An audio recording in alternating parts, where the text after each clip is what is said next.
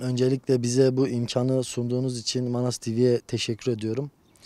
Geçmişten geleceğe ata topraklarında temalı bu proje sadece bir kültürel gezi ya da akademik bir faaliyet değil, aynı zamanda bir bilinç, bir vefa ve bir gönül yolculuğudur.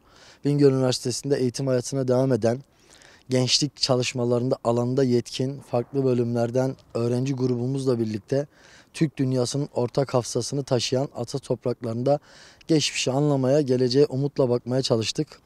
Bu anlamlı projede koordinatörlük görevini üstlenmek benim için büyük bir onurdu. Bizlere yol gösteren, destek olan Manas Üniversitesi Mütevelli Heyeti Başkanı İbrahim Çapak hocamıza, rektörümüz Alparslan Ceylan hocamıza ve Bingöl Valimiz Sayın Ahmet Hamdi Usta'ya şükranlarımı sunuyorum. Onların destekleriyle bu projeyi hayata geçirebildik.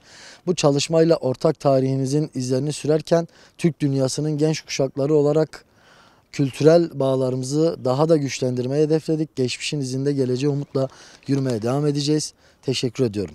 Manas Üniversitesi sadece akademik anlamda değil, insani anlamda da değerli bir ortam oluşturmaktadır. Rektör hocamız öğrencilerle samimi ve anlayışlı bir iletişim kurduğu için onların sorunlarını çözebilecek bir yöneticidir. Gözlemlediğim kadarıyla öğrenciler arasında arkadaşlık, hoşgörü ve samimi ön planda. Bu sıcak ortamın oluşmasında yönetimin öğrencilere duyduğu güven ve verdiği desteğin ön planda olduğunu düşünüyorum. Böylesi güzel bir kültürel programda bulunduğum için başta Mütevelli Heyet Başkanı İbrahim Çapak hocamız ve rektörümüz Alparslan Ceylan hocamıza böylesi güzel sunduğu imkanlar için teşekkür ederim. Burada geçirdiğimiz süre boyunca öğrencilerin birbirlerine olan sevgi ve saygıları, sorunlara yaklaşımları, tutumları, hayata karşı bakış açıları ve birbirlerine olan sadakatleri Manas Üniversitesi'ni oldukça özel kılıyor. Kampüs içinde bize olan sevgi ve sıcak tutumları bizi oldukça mutlu etti. Öğrencilerin ve yerel halkın stresten, gerginlikten uzak, doğayla iç içe bir ortamda mutlu bir şekilde yaşadıklarına şahit oldum. Bu şahit olduğum olgular sonucunda benim hayat mottomun buradaki öğrenci ortamlarını gördükten sonra daha da zenginleşti diyebilirim. Bizlere bu güzel kültürel etkinlik proje kapsamında desteği olan Mütevelli Heyeti Başkanımız İbrahim Çapak hocamıza, rektörümüz Alparslan Ceylan hocamıza ve proje koordinatörümüz Abdullah Topakon'a teşekkür ederiz. Herkesi Manas Üniversitesi'ne bekleriz. Buraya bir proje vesilesiyle geldik. Güzel Kırgız-Türk ilişkileri var burada. Güzel bir etkileşim içerisindeler. Öğrenciler, hocalar. Burada güzel bir atmosfer var. Peyzajınız çok güzel. Peyzaj mimarı olduğum için bunları inceleme gereksinimi hissettim. Buradaki hocalarımıza teşekkür ediyoruz. Bizi burada ağırladıkları için. Başta Mütevelli Heyet Başkanımız İbrahim Çapak hocamız ve rektörümüz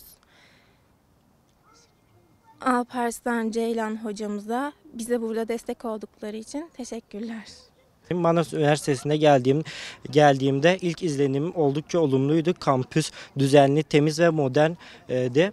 Üniversite Türkiye arasındaki dostluk sembollerinden biri. Ortam sıcak, disiplinli, akademik anlamda oldukça donanımlı bir yapı gördüm. Hem kültürel hem de eğitim açısından öğrencilere çok güzel bir ortam sunmaktadır. Böyle güzel kültürel etkileşim programı bulunduğumuz için çok mutluyuz. Bizlere bu şeyi sunan İlk başta Mütevelli Heyet Başkanımız Profesör Doktor İbrahim Çapak ve rektörümüz Alparslan Ceylan hocamıza teşekkürler ederiz. Manas Üniversitesi'nde ilk adım attığımda modern kampüsü ve sıcak karşılamaları beni çok etkiledi. Üniversitenin sahip olduğu güçlü akademik kadrosu ve farklı alanlardaki bölümler öğrenciler için geniş bir vizyon sunuyor. Türk ve Kırgız ortaklığıyla kurulan bu üniversite çok kültürlü yapısıyla öğrencilere uluslararası bir ortam sağlıyor. Kampüsteki sosyal ve kültürel etkinlikler öğrencilerin hem gelişimine hem de arkadaşlık ortamlarına büyük katkı sağlıyor. Eğer eğitimde kültürel, çeşitli ve uluslararası bir deneyimi aynı anda yaşamak istiyorsanız Manas Üniversitesi kesinlikle doğru adres. Bu güzel kültürel projeye şahitlik etmemize vesile olan Manas Mütevelli Heyet Başkanı İbrahim Çapak hocamız, üniversite rektörü Alparslan Ceylan hocamız ve koordinatörümüz Abdullah Toprakoğlu'na teşekkür ediyorum.